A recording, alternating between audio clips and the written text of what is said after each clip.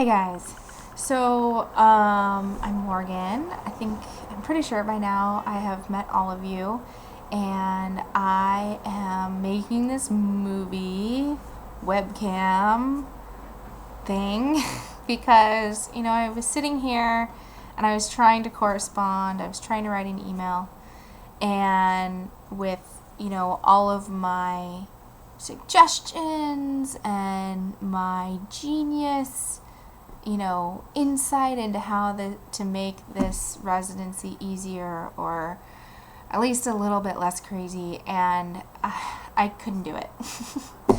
The honest truth is I could not bring myself to write another email, and so I thought maybe I could record a video and I don't know, I post it to YouTube or email you. I'm gonna figure that out, and we'll see how it goes.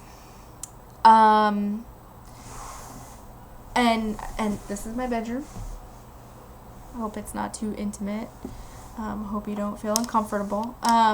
But what was I going to talk to you about? I was going to try and talk to you about time management, because I think it's definitely something that we all really struggle with. Even people who've been doing this for years. And it occurred to me today, I was talking to Sierra, and it occurred to me today that part of the blessing of working at the VA is you have, half an hour with patients, which you're not going to get hardly anywhere else, and you have incredible resources at your fingertips, and that's a blessing, because, if you think about it, how many people in our country get care like we give to our patients. It's really impressive. What that also means, and something that Sierra pointed out to me today that I really appreciate, is that means that there is an incredible amount of pressure to do as much as we can, because we can. We have all these resources, so why not leverage them? And, we have the guy right there in front of me, in front of us, and he's saying,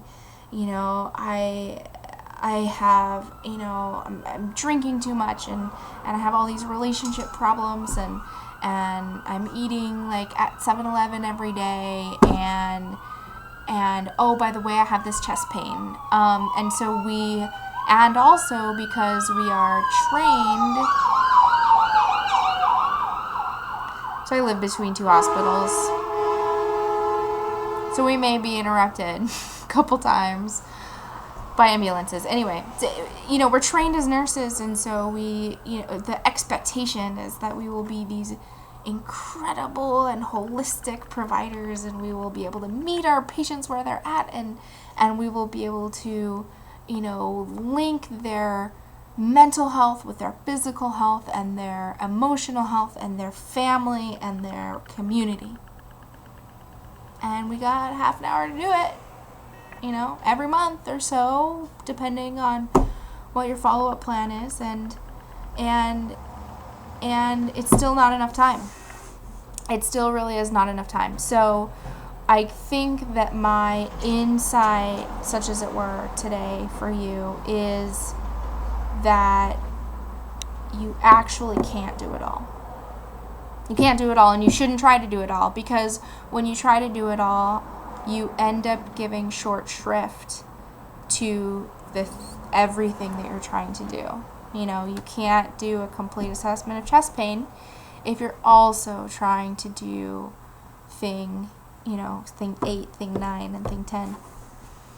So you're going to get some curriculum from Calvin Chow and Denise Davis, some curriculum that comes from I think it's the American Academy on Communication and Healthcare. Really important curriculum. I hope that you really, try as hard as you can to use Calvin and to really pick his brain, because I think that he's a master.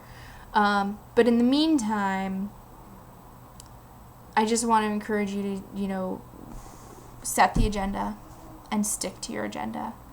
And once you realize that your agenda is too ambitious, or you have to start drawing lines. And I think that's hard as students, because we walk into the precepting room And, the preceptors are asking all these questions. You're like, I didn't answer that. I didn't ask that. I didn't ask that. And I didn't ask that. And I didn't ask that. And it's because we're spending, a little bit of time on many problems. And so we're not doing a complete job of one or two sort of more urgent ones. So you have to start practicing. You have to start practicing saying, Mr. C, I really, I enjoy hearing your stories about, when you came back from Vietnam, and if it were just me you wanting to utilize this time, then I'd be happy to sit here and listen for hours. Unfortunately, these are our constraints, and this is what we can realistically get done. And if we keep talking about, how you didn't feel like your family supported you when you came back from the war, we're not going to be able to get to some of the stuff that we need to. So you need to start practicing. There's no question. And that can be done in all sorts of ways. So you can literally interrupt people. I know you guys are all too fucking polite. Right? That is the truth. That is the absolute truth. I know it. I've seen many of you, and I do it myself. We're too polite. And you can interrupt people. And you should interrupt people. Because they're, yes, like, I understand that, this guy just needs to talk, and if he could just talk, and, he has no friends, and he has no family, and he's so depressed, and he needs to vent, and he's angry or whatever. It's not useful. Unless you're doing talk therapy, which we are not doing, it is more often than not incredibly useful to let someone go on and on and on.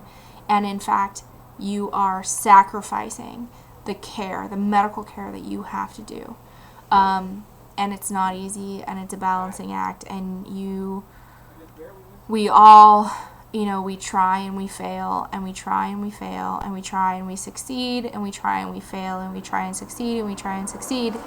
And, that's how it goes. In the meantime, it's frustrating as hell.